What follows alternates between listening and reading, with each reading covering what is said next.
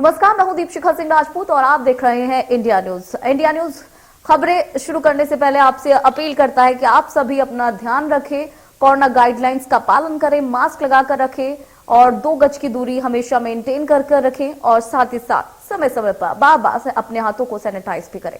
चलिए, फिलहाल बड़ी जानकारी आ गई है भोपाल से, जहां सीएम शिवराज ने कोरोना समीक्षा बैठक की और बैठक में कई निर्देश दिए गए हैं अधिकारियों को। बड़ी जानकारी इस वक्त की आपको बता दें कि तेजी से बच्चों का वैक्सीनेशन पूरा करने के निर्देश दिए गए हैं। जागरूकता के लिए गांव में डोंडी पिटवाने की बात कही गई है। बड़ी जानकारी और उसके साथ ही उन्होंने कहा है कि 15 जनवरी तक बच्चों का वैक्सीनेशन हर हाल में पूरा कर लिया जाए।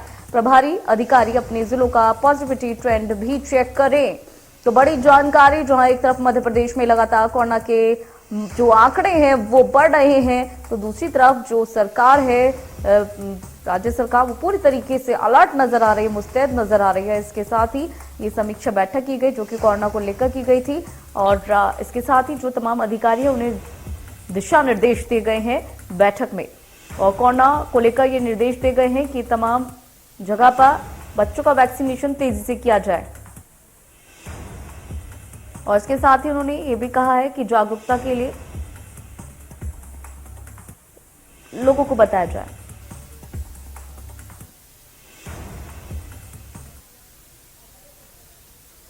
और इसी खबर पर हमारे साथ जुड़ चुके हैं रेजिडेंट एडिटर प्रभु पटेलिया जी।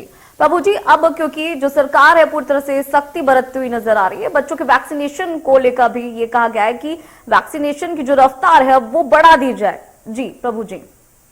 हाँ बिल्कुल दीपशिखा, जिस तरीके से कोरोना के मामले बढ़ रहे हैं उसको देखते हुए मुख्यमंत्री ने आज समीक्षा बैठक की है और खास जोर इस पर ही है कि बच्चों को ज्यादा से ज्यादा वैक्सीनेशन लगाया जाए। जिस दिन से बच्चों की वैक्सीनेशन का काम शुरू हुआ था, मध्य प्रदेश पूरे देश में पहले नंबर पर था। पहले दिन सबसे ज्यादा वैक्सीन प्रदेश में बच्चों को लगाई गई थी और उस अभियान को लगातार गति देने का काम चल रहा है। बच्चे स्कूल नहीं आ रहे तो मुख्यमंत्री ने ये कहा है कि यदि गाँव की में है तो वहां पर डोडी पिटवाई जाए। डोडी पिटवाना मतलब गांव में प्रचार करके बच्चों को बुलाया जाए, लाउड स्पीकर पर संपर्क किया जाए, अवेयरनेस ज्यादा से ज्यादा फैलाई जाए कि ज्यादा से ज्यादा बच्चे आकर वैक्सीन लगाएं। और उसके बाद यदि कहीं नहीं आ रहे हैं तो इसके बाद घर घर जाके वैक्सीनेशन करने का भी एक क्रम सरकार शुरू करने की तैयारी कर रही है। लेकिन लक्ष्य ये रखा गया है कि चूंकि स्कूलों में सेंटर बनाया गया, बच्चों को स्कूल आना होता है, तो 15 तारीख तक सारे बच्चे जो है पात्र जितने बच्चे सबका वैक्सीनेशन पूरा हो जाए।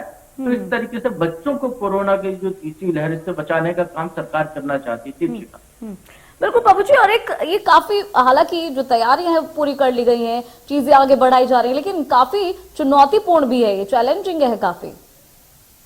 स्वाभाविक तौर पर ये बड़ा चैलेंजिंग काम है क्योंकि स्कूलों में पूरी क्षमता से बच्चे नहीं आ रहे हैं। 50% उपस्थिति दर्ज की गई है और इसके साथ ये भी छूट दी गई कि जो बच्चे ऑफलाइन पढ़ाई करना चाहते हैं वो स्कूल ना आए।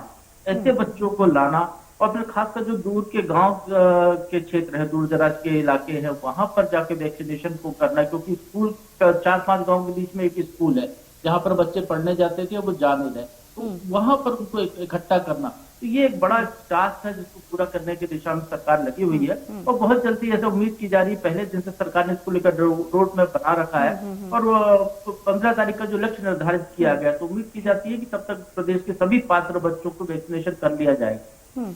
बिल्कुल प्रभु जी, और ये बहुत ही अच्छी बात है क्योंकि जो तमाम स्कूल्स होते हैं उनमें उनके जो विद्यार्थी पढ़ते हैं, स्टूडेंट्स पढ़ते हैं, उनका डाटा होता है, तो क्योंकि स्कूल में वैक्सीनेशन लगाई जा रही है तो ये काफी इजी हो गया, बहुत सुनिश्चित और सुनिश्चित ढंग से किया जा रहा है।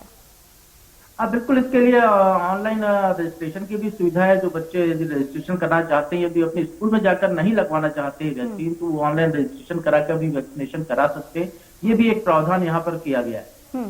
इसके अलावा प्रभु जी, क्या कुछ चीजें हैं जहां पर क्या अलग से भी वैक्सीनेशन केंद्र बनाए गए हैं बच्चों के लिए, स्कूल के अलावा बनाए गए हैं, तो किस तरीके के प्रोसेस वहां पर रखे गए हैं? क्या सेम प्रोसेस है वहां पर भी वैक्सीनेशन के लिए? देखिए, क्योंकि कोरोना वैक्सीन जो है बच्चों को कोवैक्सीन लगाई जा रही है और जो बाकी जो कोविड के वैक्सीनेशन के सेंटर है वहां दोनों तरह की वैक्सीन उपलब्ध है, तो सेंटर्स पर भी ये प्रावधान है। लेकिन ये जरूर इसमें ध्यान रखा गया है कि बच्चों को स्कूल में ज्यादा वैक्सीन लगाई जाए, क्योंकि वहां पर सिर्फ कोवैक्सीन लगाई जाएगी, बच्चों को कोविशील्ड नहीं लगानी है। ये केंद्र सरकार की गाइडलाइन है, तो उसका ध्यान रखते हुए स्कूलों पर फोकस किया गया और स्कूल बड़े सुविधाजनक होते हैं। क्योंकि यदि हॉस्पिटल में या प्राथमिक स्वास्थ्य केंद्र पे यदि लोग बच्चे जाएंगे वैक्सीन लगवाने तो वहाँ तरह तरह के लोग आते हैं, हर आयु वर्ग के लोग हैं, नौकरी पेशा लोग हैं, कामकाजी लोग हैं, वहाँ कोरोना का खतरा ज्यादा है। तो बच्चों को उससे बचाने के लिए, उस खतरे से बचाने के लिए स्कूलों पर ज्यादा फोकस किया गया।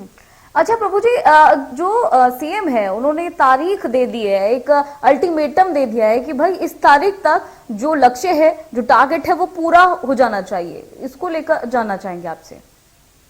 जी बिल्कुल, 15 जनवरी का लक्ष्य निर्धारित किया गया है। पहले सरकार ने ये तय किया था कि 30 जनवरी तक प्रदेश के सभी बच्चों को वैक्सीन लगा दी जाएगी, लेकिन जैसे कोरोना की रफ्तार बढ़ती हुई दिखाई दे रही है, जिस तरीके से नए मामले सामने आ रहे हैं, लगभग दोगुने प्रकरण हर दिन आ रहे हैं, तो उसको देखते हुए 5 दिन का समय कम किया गया, 15 तारीख का लक्ष्य निर्धारित किया गया है।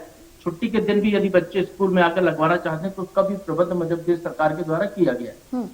अच्छा प्रभु जी, ये भी आपसे जानना चाहेंगे कि जो बच्चों को वैक्सीन दी जा रही है इसमें भी उतना ही अंतर है जितना बड़े लोगों को जब वैक्सीन दी गई थी तब रखा गया था? जी बिल्कुल, वैक्सीन के 2 डोज के बीच में उतना ही निर्धारित अंतर रखा गया है जो बड़े लोगों के लिए था। और खास बात यह है कि भारत बायोटेक ने इस वैक्सीन का पहले ट्रायल किया है, उसके बाद इसको मंजूरी दी गई है, तो वह उसी नियम प्रक्रिया के तहत यहाँ पर वैक्सीनेशन हो रहा है। और प्रभु जी, ये भी बहुत अच्छी चीज देखी जा रही है कि जो बच्चे हैं वो भी काफी बढ़ चढ़कर हिस्सा ले रहे हैं, और ना सिर्फ बढ़ चढ़कर हिस्सा ले रहे हैं बल्कि दूसरे बच्चों और उनके अभिभावकों को भी प्रेरित करते हुए देखे गए हैं। देखिए, इंडिया न्यूज भी एक कैंपेन चला रहा है, जैसा कि अभी बुलेटिन के शुरू में भी आपने कहा कि कोरोना का बचाव के तमाम उपायों का लोग पालन करें, तो उसका भी एक असर पड़ रहा है, सामाजिक चेतना जागृत हो रही है और बच्चे भी इसमें बढ़ चढ़कर भागीदारी कर रहे हैं। लगातार बच्चों के भी हम अवेयरनेस कैंप चला रहे हैं कि बच्चे दूसरों को मोटिवेट करते हुए दिखाई दें, कि अपने साथियों को प्रेरित करें कि वो यदि मैंने वैक्सीन लगा ली तो तुम भी लगा लो, इससे कोई खतरा नहीं है और बचाव इससे कोरोना से होगा। तो एक अवेयरनेस का जो माहौल है, और बड़ी बात यह है इसमें देखने में जो आ रही है, क्योंकि वैक्सीन लगाने का दौर लगभग 1 साल हो गया लोगों को वैक्सीनेशन होते हुए, तो कहीं कोई साइड इफेक्ट के नजर नहीं आया, तो उसको लेकर बच्चों में ज्यादा उत्साह भी, एक वजह ये भी है जिसकी वजह से बच्चों में कोरोना वैक्सीन को लेकर खासा उत्साह दिखाई दे रहा है। और बाबू जी, मध्य प्रदेश में हमने ये भी देखा कि तमाम पेट्रोल पंप पर अब ये अभियान चलाया गया है कि अगर मास्क नहीं है तो पेट्रोल भी नहीं है, तो ये भी गवर्नमेंट की तरफ से एक अच्छी पहल है। देखिए, दूसरी लहर के दौरान भी ये प्रबंध किए गए थे, उसको और सख्ती से, अब चूंकि तीसरी लहर आ गई है, कुछ बीच में रिलैक्सेशन हो गए थे, तो फिर उसको उस प्रतिबंध को लागू किया गया है। मास्क न लगाने वालों से जुर्माना वसूलने का भी काम हो रहा है, लगातार उनसे जुर्माना वसूल किया जा रहा है। मेले वगैरह जो आयोजन होते हैं उन सबको बंद कर दिया गया है, तो एक तरीके से लोगों की भीड़ न लगे, सोशल डिस्टेंसिंग का पालन हो और एक अवेयरनेस रहे लोगों को। यदि वो पेट्रोल भरवाने जा रहा है तो उसको मास्क नहीं है तो पेट्रोल नहीं मिलेगा, उसको पता है, तो उसको मजबूरी में मास्क लगाना पड़ेगा। तो ये प्रेरणा देने का काम बिल्कुल सख्ती के साथ भी हो रहा है। बिल्कुल, क्योंकि बड़े अगर सावधानी बरतेंगे तो छोटे भी सावधानी जरूर बरतेंगे। प्रभु जी, बहुत बहुत शुक्रिया हमारे साथ जुड़ने के लिए। तो लगातार जो वैक्सीनेशन का काम है बड़े स्तर पर किया जा रहा है, लोगों को जागरूक किया जा रहा है।